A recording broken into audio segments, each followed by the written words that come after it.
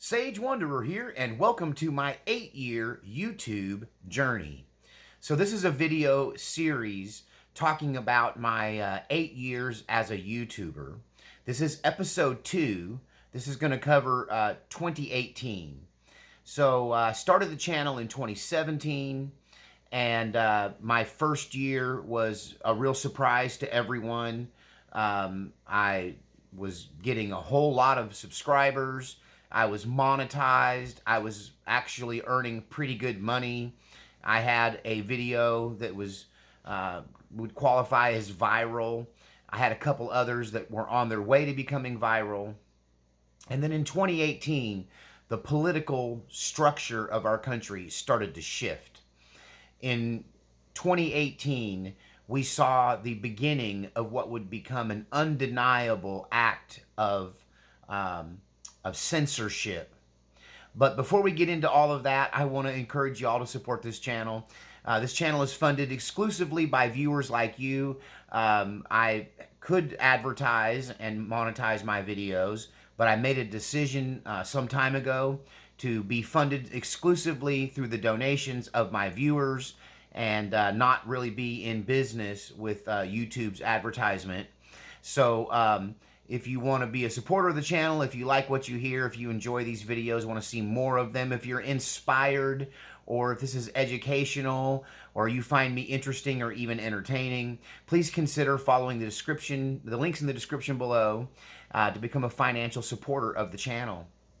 So in 2018, there was a major shift in YouTube and all forms of social media. And there used to be an the open ability to just express yourself. And a lot of channels started getting deleted overnight. And I guess the biggest one of those was Alex Jones, somebody who I kind of saw as a role model to some degree. He is, one might argue, he's the original right-wing YouTuber, which is kind of funny because really he's like me, he's a centrist. And in the past, had actually leaned to the left a little bit, and later on he would be categorized as an extremist on the right wing, and I kind of got lumped into that same description, even though politically in the past and even the transition, me and Alex Jones kind of have been paralleled in our political ideas and beliefs. And I think what happened with both of us is we became acutely aware that this isn't about left versus right. This is about good versus evil. This is about the demonic attempt to take over our world and our country. And so in 2017, the channel was kind of all over the place, but I seemed to be striking a nerve with some of my videos about stories from my past, some of my coffee talks. The coffee talk thing started to take off in 2017, and by 2018, it became quite popular. And I was starting to get a regular income from YouTube advertisement. And but then I started to undergo some changes, as I became more acutely aware of the battle between good and evil and how it was playing out in our politics, on social media, in the entertainment business, in the news and mainstream media, and how it became painfully aware that there was a massive demonic takeover of our country and our world and this technology. And so I started to talk about God more. And I told my story of my true crossroad moments as a musician. You can find that video on my channel as well. You can sift through I think more than 1,200 videos I currently have in this library. And honestly, as a YouTuber, people kind of look at me as a survivor, kind of a cosmic cockroach. A lot of my fellow YouTubers who had the same kind of content as me, the same kind of videos that I make, many of them just disappeared. They were removed, their entire catalog of videos permanently deleted from YouTube. And so I had to start making some changes. I had to start being more careful about what I talked about. I had to start to speak in code, right? Because I knew that people around me were being targeted. And one thing I did do that was really smart from the beginning was I did not use my legal name. right? I assumed an identity, a fake name, as it were, a nickname. And I was quickly, in the beginning of 2018, very glad that I had done that, because some of the other people around me who used their real name were getting visited in the night by Antifa. They were getting rocks thrown and bricks thrown through their windows. They were getting their tires slashed. They were getting, I hate to use the term, but there's a common accusation they call anybody that doesn't agree with Antifa, and it has to do with Germany in the 1940s. And so people were getting that symbol painted on the side of their house. They were being called the other N word, right? And they're being called fascist, and they really couldn't find me. And later on in the end of 2018 something happened, but in the first half of 2018 I was very glad that I was very difficult to find. And in fact, I put up a lot of kind of misinformation about how I lived, where my van was, where I parked, where I was, places I frequented, in an attempt to stay anonymous. That it became very clear to me that if I wanted to avoid having my property vandalized or even being beaten or killed, that living in the Pacific Northwest. See, now that I'm here in the middle of the country, I'm relatively safe. The Antifa and the leftist communist people who are targeting me in Oregon, they're not really present here. But in that time in Oregon, I felt very unsafe. And I knew people that were getting attacked. I knew people that were getting their vehicles vandalized, their homes vandalized. And it was because they were getting doxxed. And suddenly that decision to remain anonymous was, yeah, it seemed to be, at the time, to be a sign of my wisdom, right? To have avoided a lot of that. And then in the summer of 2018, towards the end of the summer, I went on a fishing trip. I went up in the mountains. And when I came back from the mountains, I'd been out of pocket, and no cell phones up there, no connectivity. I'd been a week up on a high mountain lake, surrounded by forest fires, ironically, and doing my best trying to catch some trout up there. And when I came back to the news that Alex Jones had been targeted by YouTube and his immense catalog, which makes my channel look tiny. Like the sheer number of videos that were available on the Alex Jones YouTube channel was mind-boggling. I don't even know the number, but it was the tens of thousands of, maybe even more, maybe 6 digits of the number of videos that he'd acquired, because he'd been on YouTube since the very beginning. And of course, I'd been aware of Alex Jones back when he was on shortwave radio, and I think that's really where I kind of discovered him. And the early days of the internet, I discovered his InfoWars website, where you could view videos there. But it was his presence on YouTube that really got me connected with him, and he had so many because he'd been there from the beginning, and he was just gone overnight. It was terrifying to anybody who was involved in the YouTube content creator position, especially if you were right of center, especially if you were calling out the lawfare and the slander that was coming against the then president Donald Trump. And in Oregon, long before the 2020 riots that caught the attention of the world, starting in 2017, really 2016, 2017, 2018, those riots were happening in the Portland area on a weekly basis. And in 2018, I attended a couple of these, rallies and different things, and I saw the violence up close. I was adjacent to it.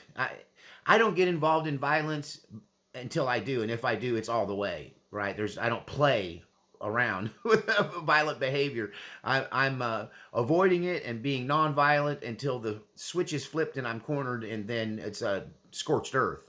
And so I had a front row seat for a lot of the stuff that would later happen all around the country, the burning of businesses and the vandalizing of public property and the gang attacks on individuals, especially journalists, people like Andy No, and other people that were blowing the whistle on Antifa, which I could include myself in that.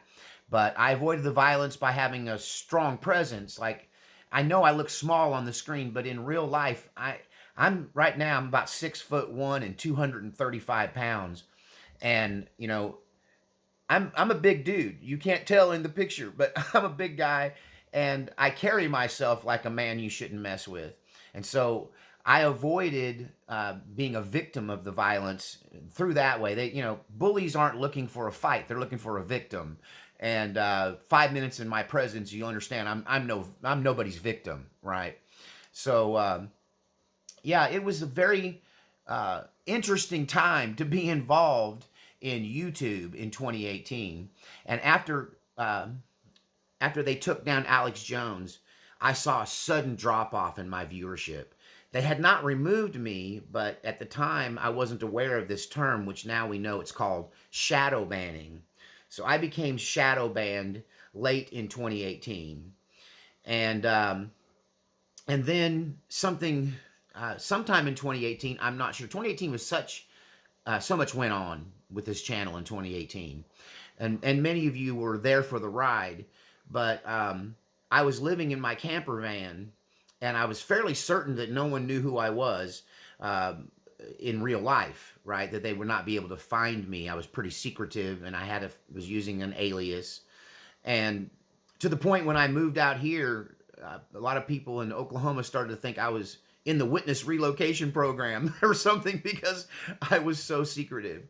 But it has to do with the fact that the violence in the Portland area was starting to get more and more real on a daily basis, and had gone from beatings to killings, you know, and people's houses getting burned down, and it was just getting out of control. And I found myself kind of right in the middle of it, trying my best to not let it touch me. And I was sitting in my camper van one day, and the Holy Spirit just spoke to me and said, okay, they're coming. They know who you are, they know where you are, and they're coming for you. And the reason that they knew that is because I had a friend that was part of Antifa, and I didn't even know it. And we had a big blow up and a big discussion, and I told them my opinion of that organization and how I thought that they were dangerous. And this person agreed, yeah, they are dangerous, and they're probably coming for you. And she was a member. I refer to her as Evie, but she was a member of Antifa, a medic for them.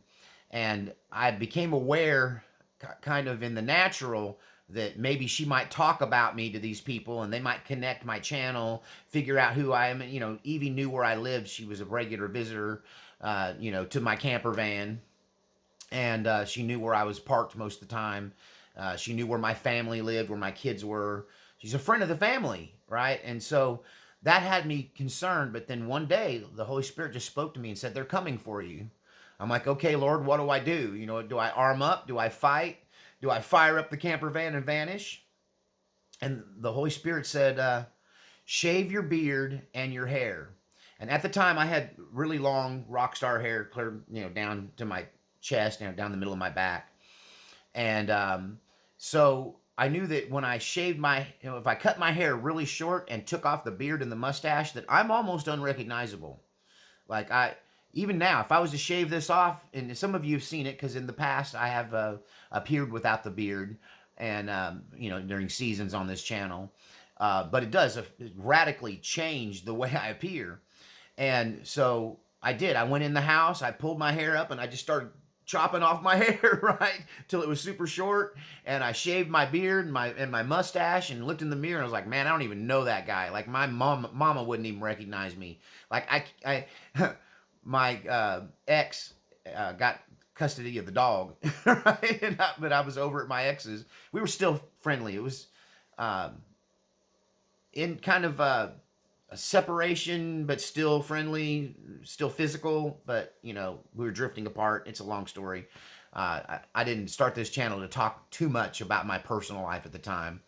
But anyway, I was over at her house, and she had custody of the family dog, which I had raised from a pup. And when I came out of the bathroom after shaving my everything off and cutting my hair, that dog barked at me.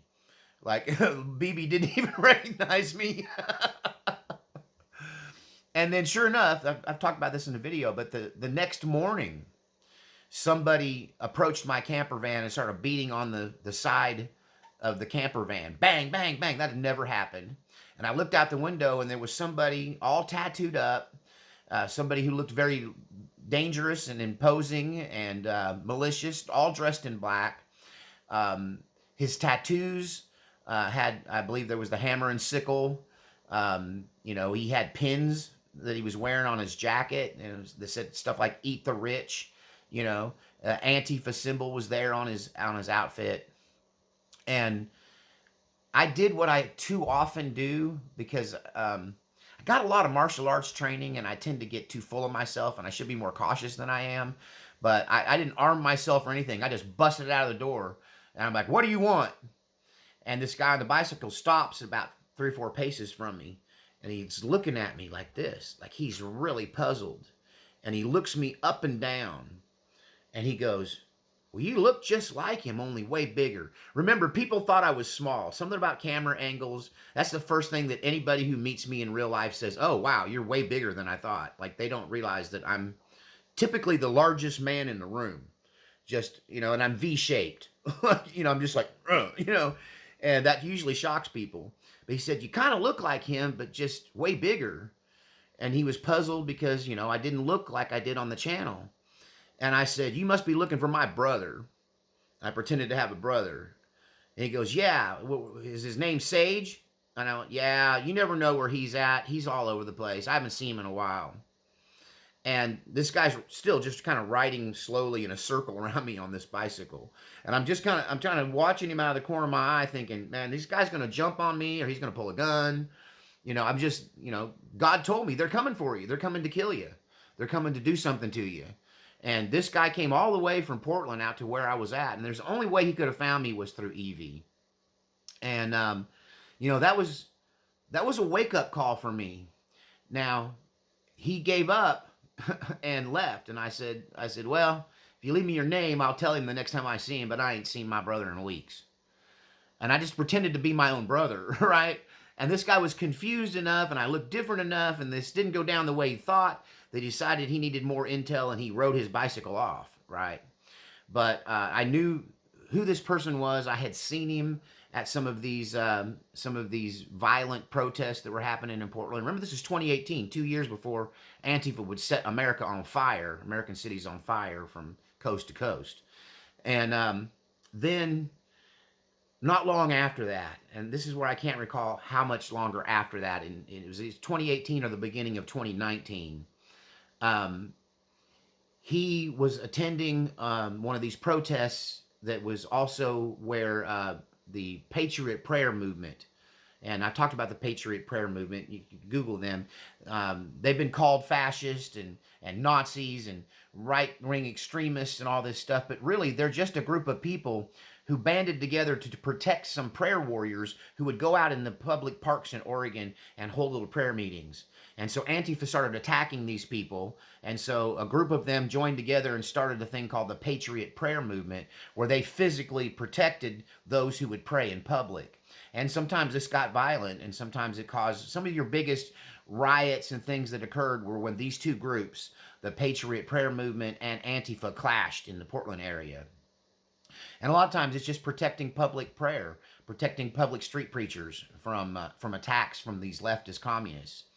And so at the end of one of these rallies, this same man who had showed up at my camper van looking for me and that I had basically deceived into going away, thank God he gave me the tip that it was coming, or I would have just stepped right into it, some kind of trap. That could have been ugly. Like, I feel like God saved my life in instructing me to shave off my beard and cut my hair short, and enter into that ruse with him, because he would follow later on a Patriot Prayer member and antagonize him after dark, after he got away from follow him as he was going towards his car. And the Patriot Prayer person would turn around and kind of hold up a can of pepper spray in his direction, letting him know, "Stay off of my back, quit following me." And this individual drew a handgun and shot the Patriot Prayer member to death right there on the street in Portland. And then a couple days later, the FBI and a federal task force working with both the Oregon and Washington State Police located him in a neighborhood in Vancouver, and a running gun battle between federal agents and this individual who had been to my camper just prior to that, looking for me. They engaged in a running gunfight, and and he was killed. I think he was shot like 27 times by the feds, and so that was the end of that guy. But all of that prompted me, along with kind of this relationship, this many year long relationship, ending for me, and me finding myself, facing starting over. And all I really had was a piece of land in Texas, and that I'd managed to hang on to from my previous life, and this channel that I just felt like was kind of my future. It was my new reality, and everything else in my life had kind of fallen away. I was starting to get too old to really play music at the level I was playing before.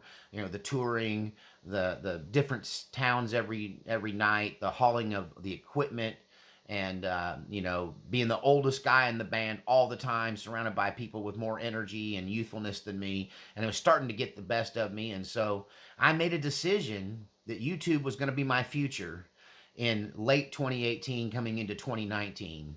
And then 2019 would enter into this new modern era where I left the Pacific Northwest, left all of this chaos behind, and the rest of the story then starts to become about COVID and the lockdowns and everything that happened during that period of time. So that's what will be in our next episode.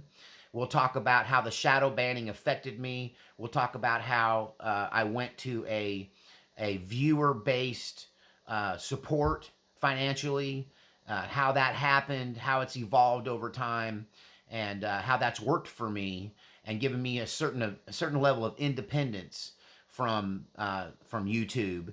I'm still very vulnerable. They could take me down and delete my entire, 8 years of work at any moment. But I think they've decided I'm harmless, right? And I hope that they're going to let me hang around here. I put so much work into all of these videos over the past 8 years, and it would just be terrible. It would be an artistic travesty, right, for this artistic work to disappear. And so I try to stay on the right side of YouTube, but I also am not really interested in doing business with them. This is just a platform I use to stay in touch with the people that follow me. And I think if I was taken off of YouTube, I might somehow survive, but I would just hate to see all of my work gone. Thanks to Craig, one of my regular viewers and supporters of the channel, a great deal of that past history has been archived, I think mainly just in audio form. So I could re-release them as a podcast. I could go back and pull up my teachings and my coffee talks and all of those things, the great videos from the past. I have at least some of that backed up. It takes up a lot of space trying to back up, 1,200 videos. It's just, that's why it's all stored on YouTube. I don't have the ability to archive that amount of data.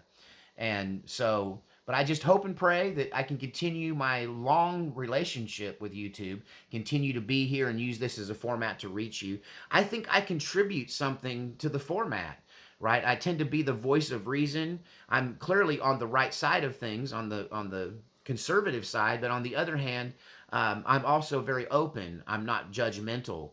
And a lot of you came to this channel from the left. A lot of you that watch kind of weren't conservatives before you met me. Many of you are Christians because of the work I've done on this channel.